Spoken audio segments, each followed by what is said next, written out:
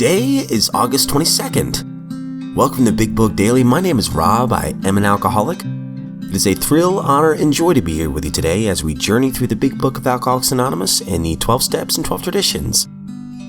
Today out of the Big Book, we're going to continue our journey through Chapter 3, more about alcoholism. We'll be reading page 42. Out of the 12 and 12, we're going to continue Step 6 by reading page 68, and we will be reading today's daily reflection and 24 hours a day. So with that, hope you all are doing well today. We've been given another brand new set of 24 hours. That is always a good thing. And we have a choice today to choose the bottle or choose life and sobriety. And obviously, sobriety is exponentially better. So with that, let's go ahead and get to the good stuff.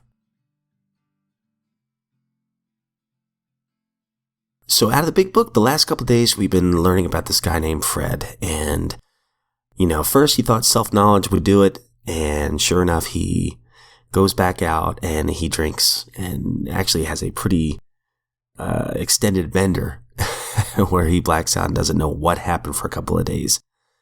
Now he's come back to his alcoholic friends and he tells of his experience. So we're on page 42.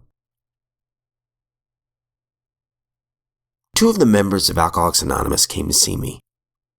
They grinned, which I didn't like so much, and then asked me if I thought myself an alcoholic, and if I really were licked this time. I had to concede both propositions. They piled on me heaps of evidence to the effect that an alcoholic mentality, such as I had exhibited in Washington, was a hopeless condition. They cited cases out of their own experience by the dozen. This process snuffed out the last flicker of conviction that I could do the job myself. Then they outlined the spiritual answer and program of action, which 100 of them had followed successfully. Though I had been only a nominal churchman, their proposals were not intellectually that hard to swallow. But the program of action, though entirely sensible, was pretty drastic. It meant that I would have to throw several lifelong conceptions out the window. That was not easy. But the moment I made up my mind to go through the process, I had the curious feeling that my alcoholic condition was relieved, as in fact it proved to be. Quite as important was the discovery that spiritual principles would solve all my problems. I have since been brought into a way of living infinitely more satisfying and, I hope, more useful than the life that I lived before. My old manner of life was by no means a bad one, but I would not exchange its best moments for the worst I have now. I would not go back to it, even if I could.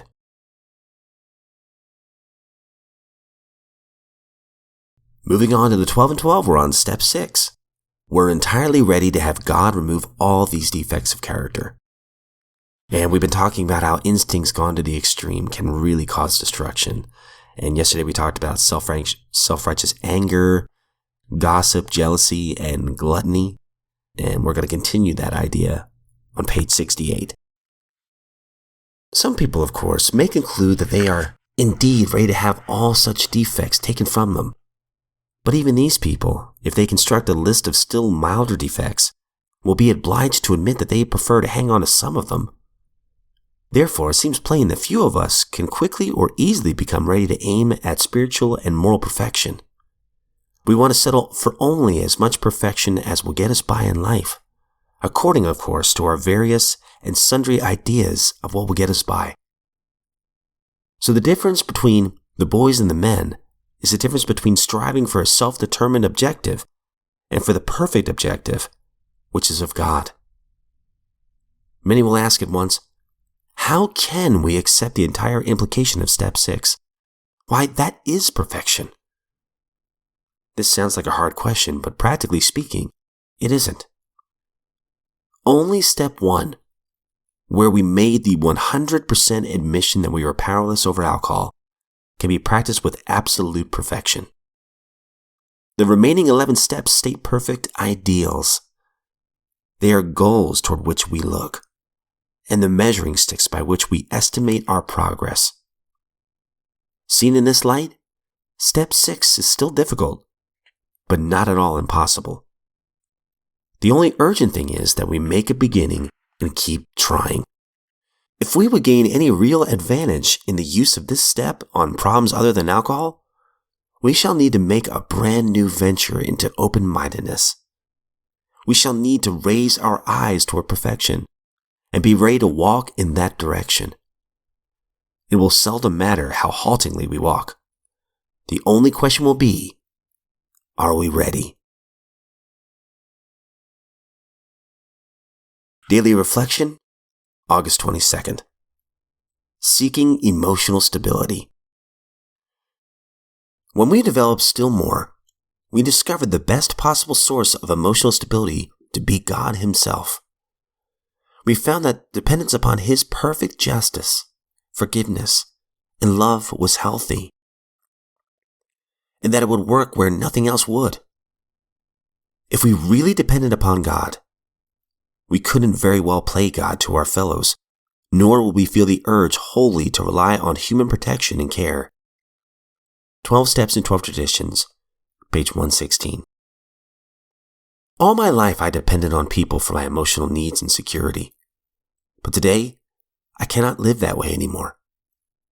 By the grace of God, I have admitted my powerlessness over people, places, and things.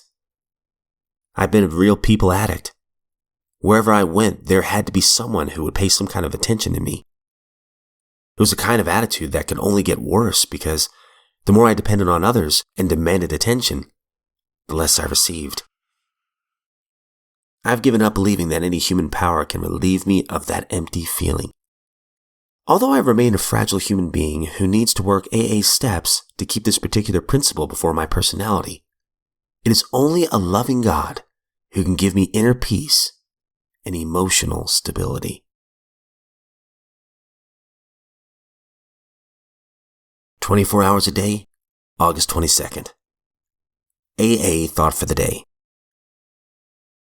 Those who do not recover are people who are constitutionally incapable of being honest with themselves. There are such unfortunates.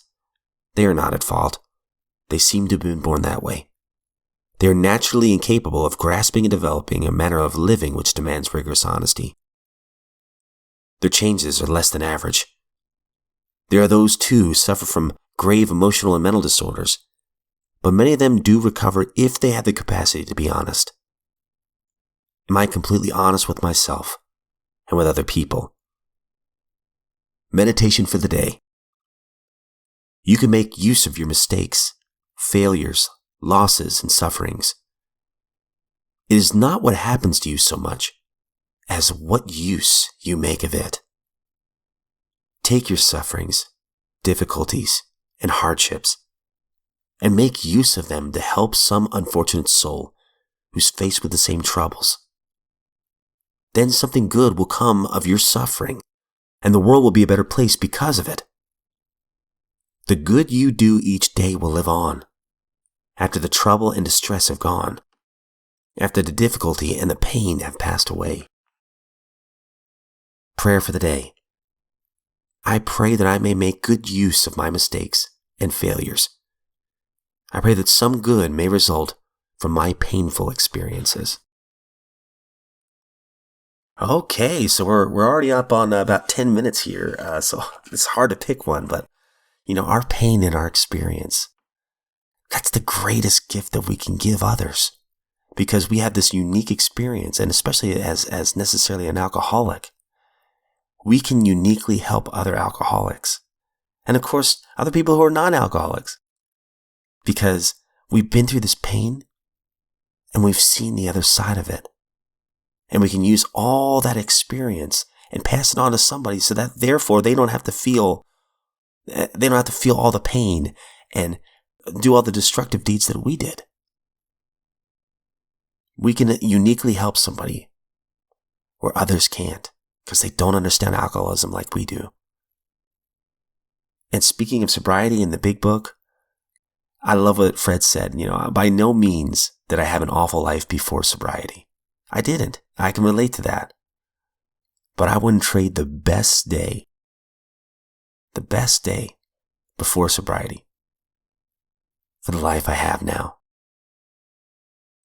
Because pretty much now, and it's a process, it's taken time, it's taken a lot of work, a lot of reps. But now I'm on a path of like self-acceptance and freedom and joy and fearlessness. Not always, but for the most part, a lot more fearless than I used to be. I would never want to go back. I have so much more gratitude now in sobriety, and I'm happy for the things I have rather than pining for the things I want. I just would never want to go back. It's a completely new perspective in life. Living one day at a time. Having tools for living, having a family within the fellowships. Seeing the world in a different lens. And it sounds like I'm blowing smoke here, but trust me, for those of you who are listening and you're sober, I think you know what I'm talking about. I feel confident in that. And if you're not sober, my friend, today is a brand new opportunity to begin your new life. You don't have to do it alone either. The very first word in the steps is we. Find that support, find that fellowship, whatever it takes to get through that first day. And then if you wake up and find another day, get to try it all over again. It's just one day at a time. And I know it sounds like a cliche. Well, it is a cliche. But it's one of the best ways I've ever thought about living. I don't have to worry about being sober for the next 20 years of my life, Lord willing, if I make it that far. I just have to worry about being sober for the next 15 hours, 16 hours, whatever it might be. For the next hour, the next 20 minutes. Small, manageable pieces. It's incredible. So with that, my friends, if we are given another set of 24 hours, I sincerely look forward to seeing you right back here tomorrow.